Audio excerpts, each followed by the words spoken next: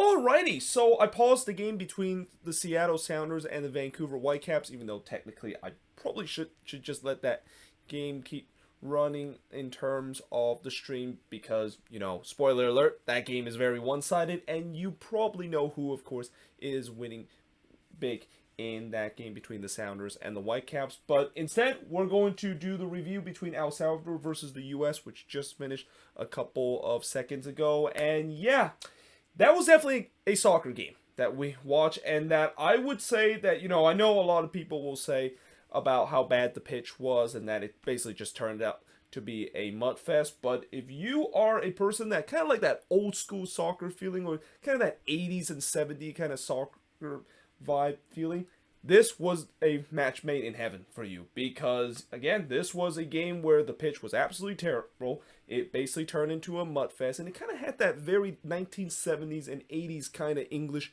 Premier League kind of feeling, where if you watch the Premier League in those olden days in the 70s and the 80s, where hooliganism was at its height, people don't talk about the pitch was also terrible, and it was just a muddy fest. And yeah, that was kind of the case in this game. And also, I'll mention a little bit later how the U.S. made a very interesting decision to wear their away kit in this one, which is the white one, because yeah, you don't basically wear the white kit and come into a mud fest and not expect that you're going to be covered in mud by the end of the 90th minute. And I think there was I think Yunus Musa probably won the award in terms of which U.S. player covered the most mud in that game, because pretty much 70% of his white jersey was just completely covered with those black and brown stuff that the mud was going on. But also in terms of how this game played out, I mean, this also kind of was a very peak CONCACAF kind of game, where you have bad refereeing, bad pitch, bad weather condition, blown calls that happened late in the game, and somehow the U.S. were still able to escape with a 1-1 draw, as it looked like for sure that they were going to walk out of El Salvador losing for the first time to them since 1992. Now, in terms of the starting 11 in this game, there was definitely a lot of changes, because, this is the Nations League. Even though it's competitive, this is kind of the time where Greg Berhalter is going to experience and kind of treat this like a competitive, friendly game, bring a couple of guys that is on the cusp of making the World Cup, or guys that are probably locked into that spot. And in terms of starting 11, we do see Ethan Horvath get his opportunity in this game, followed by Tyler Adams, Anthony Robinson, Yunus Musa, Christian Pulisic, Brandon Aronson, Aaron Long, Haji Wright, Cameron Carter-Vickers, Tim Way, and Reggie Cannon. And by the way, pretty much most of the change came in the back, or no, not in the back four, but most of the changes came in the midfield and in the four. And also we have the goalkeeper change, because the back four in this game was pretty much the same as the last game that played against Grenada a couple of days ago down in Austin.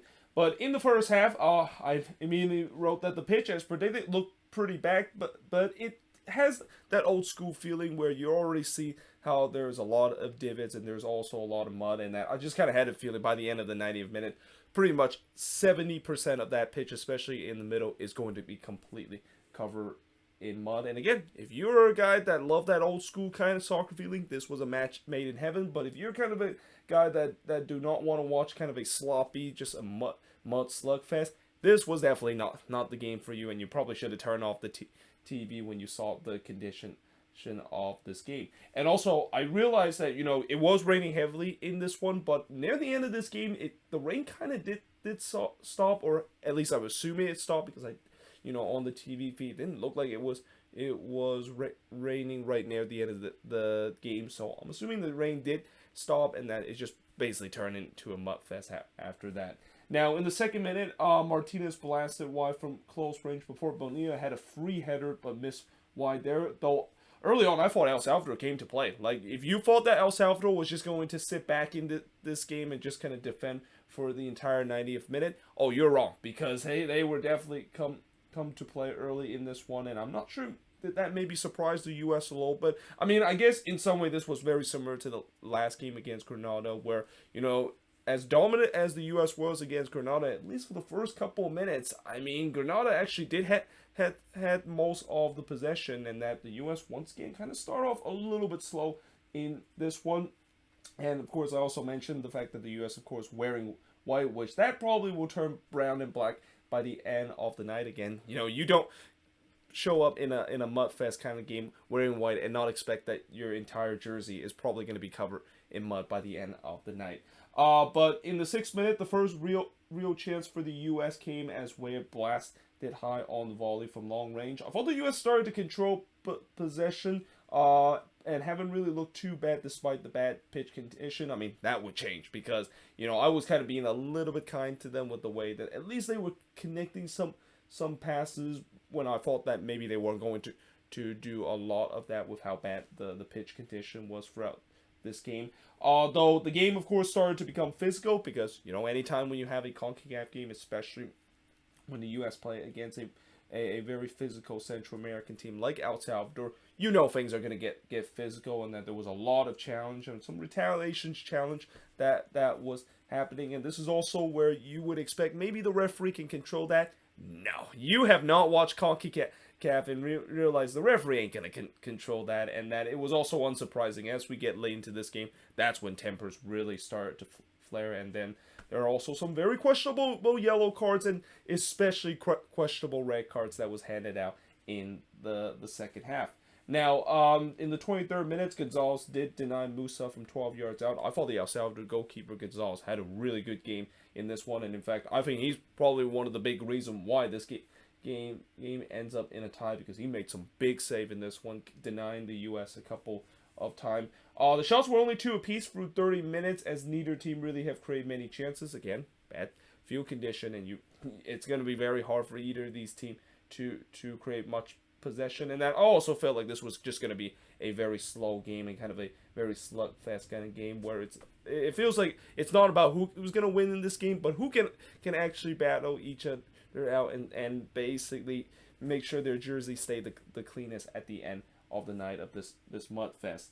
Now, in the 32nd minute, Haji Wright had a big opportunity and had a good look at goal from 10 yards out, but he missed wide from close range, and that's one that Haji Wright would definitely want to have back, and one that if he's gonna be maybe the answer to that number 9 question that the U.S. has had, that's one that he's got to put into the back of the end. I mean, he's already very low in the pecking order. If you want to rise up in the pecking order of the number 9 depth chart for the U.S., that's one that he's got to put away.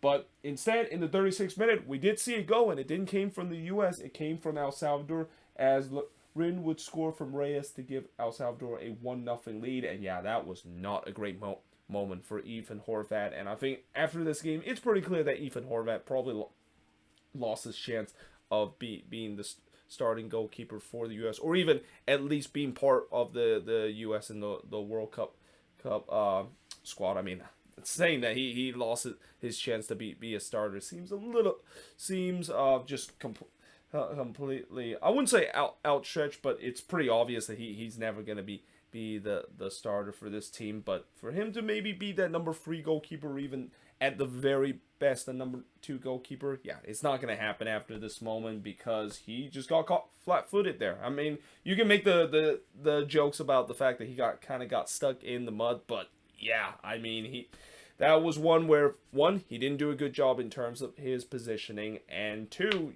he just got caught flat-footed when Loren kind of crossed that one in. I mean, I think Stu Holden kind of mentioned the fact that was a shot, which I think it was kind of a shot, because I think you got to give credit to the goal scorer Loren. He kind of saw Horvath kind of caught out of position, and that he just decided to just go for it and see what happened, and Horvath didn't react to it because he just got completely caught flat-footed there. And that, as if you're a goalkeeper for the U.S. men's national team, and you're trying to show that you're the answer in terms of the question that this team has in terms of that position, yeah, that moment is not going to help your cause, and in many ways that moment would basically take you out of the contention of potentially be on that plane to Qatar. So yeah, that gave El Salvador a 1-0 lead, and really ever since that goal that was scored by El Salvador, not only they had the momentum, but the U.S. looked slow, lackluster, and kind of just don't want to be there. I mean, I don't blame them, because nobody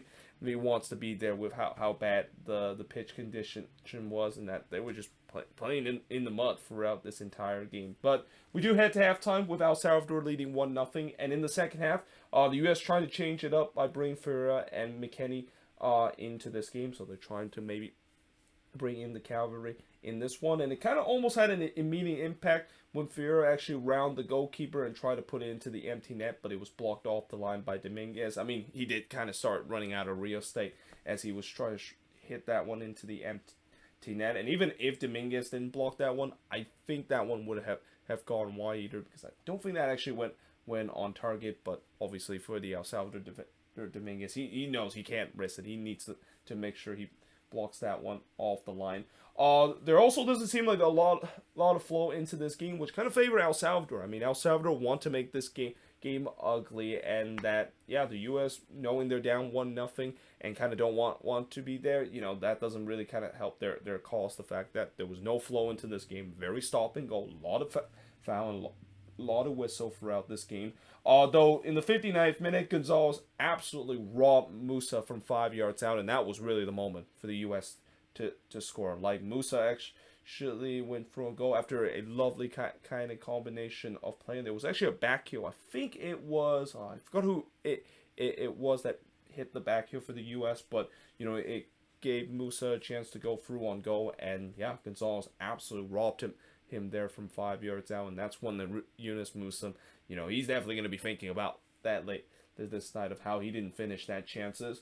We then get some pushing and shoving between both of these teams because, tempers started to kind of boil up with the way that the referee was kind of swallowing his whistle at time in terms of some of the obvious foul, and also blowing his whistle so way too many time of some soft fouls and even giving some soft yellow card. We also started to see some obvious time wasting from El Salvador because that's what Central American team would do whenever they are leading heading into the second half.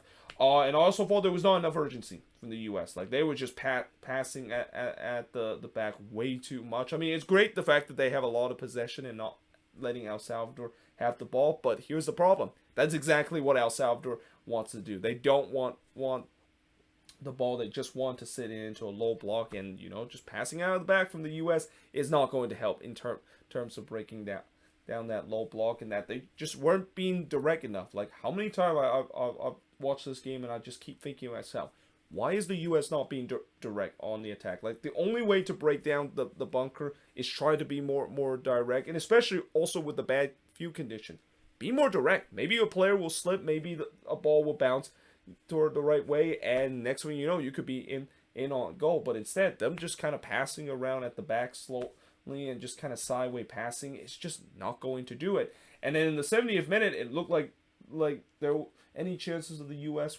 of getting a point or even getting all 3 points was all but over when Ariola basically got sent off in this one. Now, this was also a very CONCACAF kind of red card where, yes, it was kind of, I would say, maybe an orange card with the way that when Ariola went into Loren and he kind of extended his leg a little bit and maybe caught Loren a little bit almost near his knees, but really, I think there wasn't really much into that one, and that, yeah, again, I feel like that was a very CONCACAF kind of red card. I mean, I've seen before where there's even malicious tackle in this competition, and even in these kind of CONCACAF games that are basically called yellow card, and it's just almost a head scratcher for me of how is that not a red card.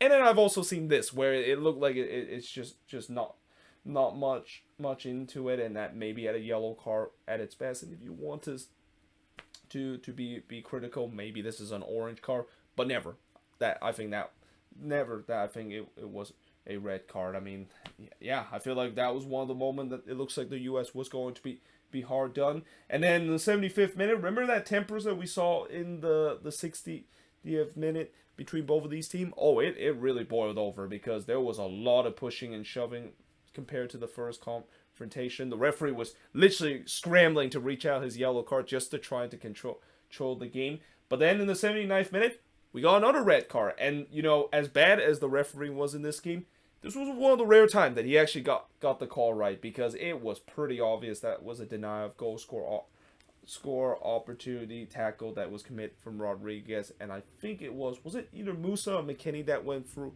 on goal. But either way, I mean that El Salvador player Rodriguez bought him down, and that is a textbook but denial of goal score opportunity. In fact, I was kind of more surprised the fact that the referee actually realized that, because like I said, up to that point he was having a very CONCACAF kind of referee performance, not doing a good job controlling the game and just giving out yellow cards on soft fouls. But when it comes to reckless kind of fouls, he wasn't calling anything. And I also wrote Pete CONCACAF has reached at that game. I mean, it probably have reached before, but it really has now reached with the way that we have saw 2 red cards, and the fact that it always felt like this was a game where there was going to be a sending off that was going to happen in this. Now, Gonzalez then denied Musa on the free kick in the 81st minute. Another great save here, because Musa really put that one top left, but Gonzalez with a great save. Pulisic then fires it high from long range in the 85th minute, before there was a huge shout for a penalty for the U.S. after Morris' header looked like it struck an El Salvador player. And not only the fact that it looked like it struck the El Salvador player, it did. I mean, that was just a textbook handball there. Like, that El Salvador player basically had his hand all the way outstretched. And, remember, there is no VAR in the CONCACAF Nations League, so whatever the referee calls is basically the final call. And that there was no doubt that if there was VAR used in this, that would have been overturned and given a penalty for the U.S. I mean, it could, like, if you want to see a textbook example of a handball that's committed by a defender in the box, take a look at that one. That was as textbook as a penalty as it is, and that's kind of also another kind of part where if you were doing the CONCACAF bingo card, you can basically cross the part out, or put a little dot fill into the box where a blown call happened in this one. Though in the 90th minute, Gonzalez robbed McKinney on a free header, but then on the rebound of that, and on the second attempt, Morris was able to score from De La Torre to give the U.S. a tying goal. And I mean, no offense to Jordan Morris, but this game is crazy, and also really shithouse when Jordan Morris would actually get on the score sheet, because Jordan Morris, he has definitely been giving a lot of criticism from the U.S. men's national team fan base, and that you can say that they're definitely in the mud after this game, with the way that he scored the tying goal to rescue the U.S. opponent. And I also wrote ball don't lie, because I mean, there was a blown call 2 minutes ago, and that it seems like the ball always will find a way to give justice to the other team, and that was just poetic justice, with the way that the U.S. got robbed of a clear penalty that should have been given to them, and that they're able to get that tying goal right at the end. And that was the final score of this just slugfest kind of game. Shots in this one: 10 shots for the 5 that El Salvador has, 1 shot on goal for the 6 that the U.S. had, 4 shots off target for the 2 that El Salvador has, 2 shots that was blocked for the none that the U.S. had, and possession-wise, 64% possession compared to 36% possession that El Salvador has in this game. And, overall, there's really not much I can read out of this game, because, as I think Stu Honan mentioned it a couple of times, this is not going to be kind of a game that the U.S. will have to face in the World Cup. Like, that pitch that we saw in this game,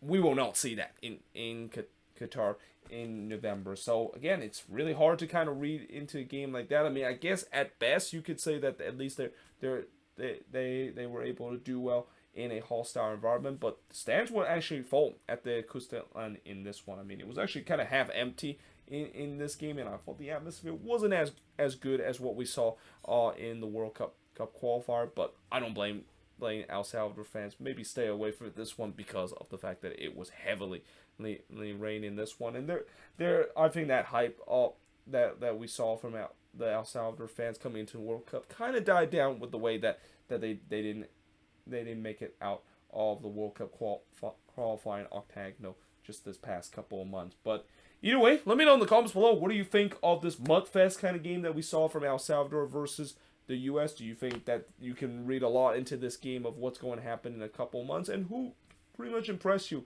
in this one? I mean, I can't really find a U.S. player that kind of impressed me. I mean, I don't think neither of them really had a good game in this one, but I'll give them a pass because of the way that the on-field condition was just absolutely horrendous. But let me know in the comments below what do you think of this game. And yeah, hope you guys enjoyed this video. If you do, make sure you guys leave a like, smash the subscribe button. And yeah, I, of course, will see you guys next time.